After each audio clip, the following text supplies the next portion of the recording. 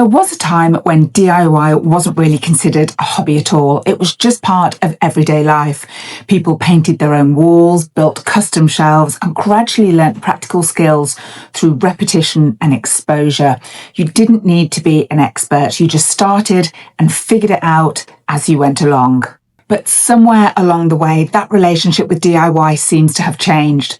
On today's episode of Homes Explained, we're exploring why millions of people now spend hours watching renovation videos, woodworking channels, and home transformation content, yet fewer and fewer people are actually picking up the tools themselves.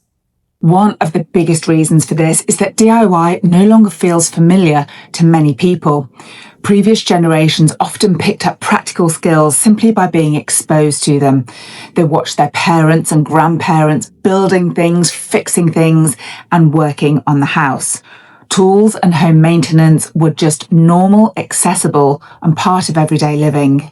But today, many people reach adulthood having rarely seen those skills practiced firsthand. And entire chains of knowledge that once passed naturally between generations have quietly weakened or even disappeared altogether.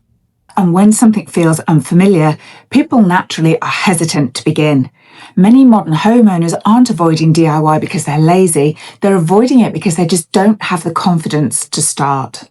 Even for people who want to learn these skills, modern life often leaves very little room, because another reason fewer people are DIYing these days is simply because of exhaustion. For previous generations, work and home life were very separate. You went to work and then you came home when the workday ended. But today, phones, email, laptops, and constant connectivity have blurred the boundary between work and personal life to the point where many people never fully switch off, and it feels like you're permanently on call. And outside of work, life has become far more managed and scheduled. Children are driven from one activity to the next. Weekends are packed with sports and commitments, and many families now spend an enormous amount of time coordinating logistics rather than simply just being at home.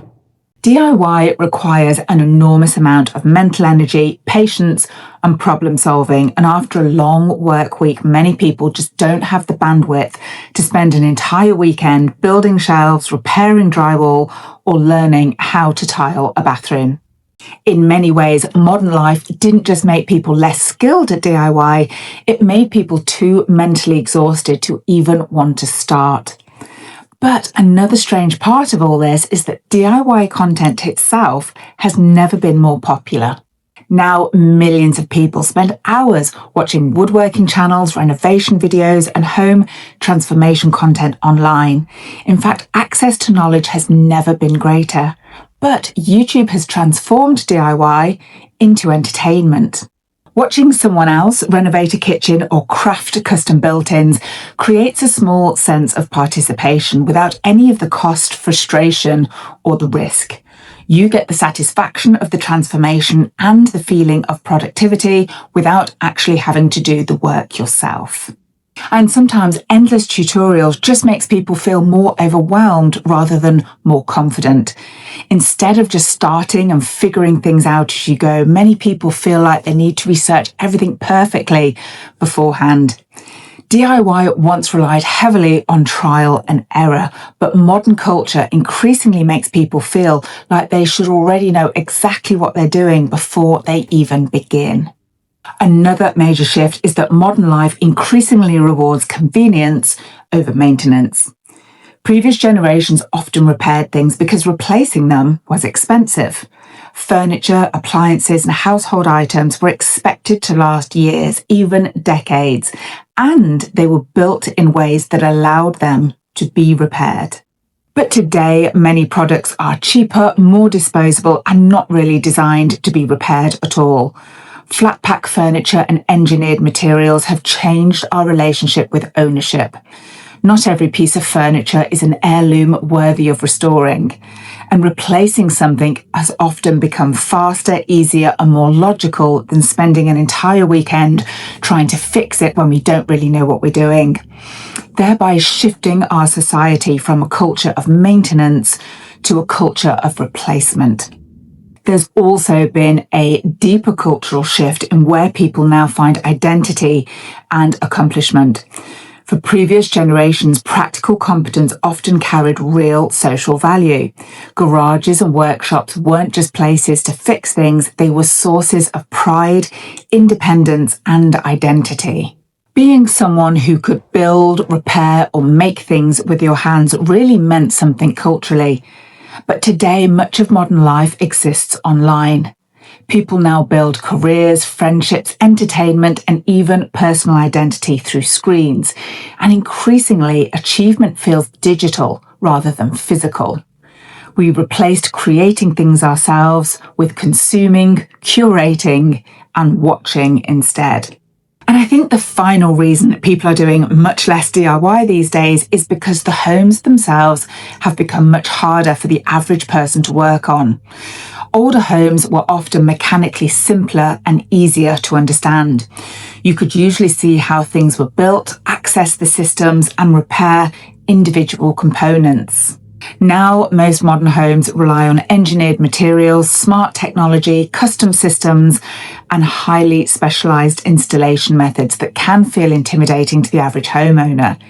Even relatively small projects often require expensive tools, highly specific knowledge, or professional level precision. Aesthetically, modern design tends to be far less forgiving. In older homes, imperfections often blended into the character of the house, but in many modern interiors, which are far more streamlined and minimalist, one crooked tile or uneven cabinet stands out immediately. Modern homes didn't just make DIY harder technically, they also made people more afraid of getting it wrong. So maybe people haven't completely lost interest in DIY after all. Maybe modern life simply made it harder to find the time, the energy, build the confidence and feel comfortable making the mistakes. The interesting thing is that people still clearly admire craftsmanship. We still love beautifully renovated homes, custom built-ins and elevated design. The desire never disappeared, only the willingness to personally take it on. And honestly, I think this has created an interesting opportunity in the world of real estate. Over the last 15 years of my career, I've seen less and less interest in homes that need just a little bit of work. And conversely, I've seen buyers willing to pay huge premiums over the odds, competing in multiple offer situations for homes that are already beautifully renovated and completely move-in ready condition. And that's understandable. People simply don't want the stress, the uncertainty, the mess, the time commitment, or the mental load of managing home improvement projects anymore. But at the same time, that also means there can be tremendous opportunity in homes that other buyers overlook. Properties that need cosmetic updates often scare away buyers who want perfection immediately. Because in a world where everyone wants the finished product, the people willing to create it themselves will always have the advantage. Thanks so much for watching. I hope you enjoyed this. Please don't forget to share, like, subscribe. It really helps the channel grow. And I'll see you next week for more Homes Explained.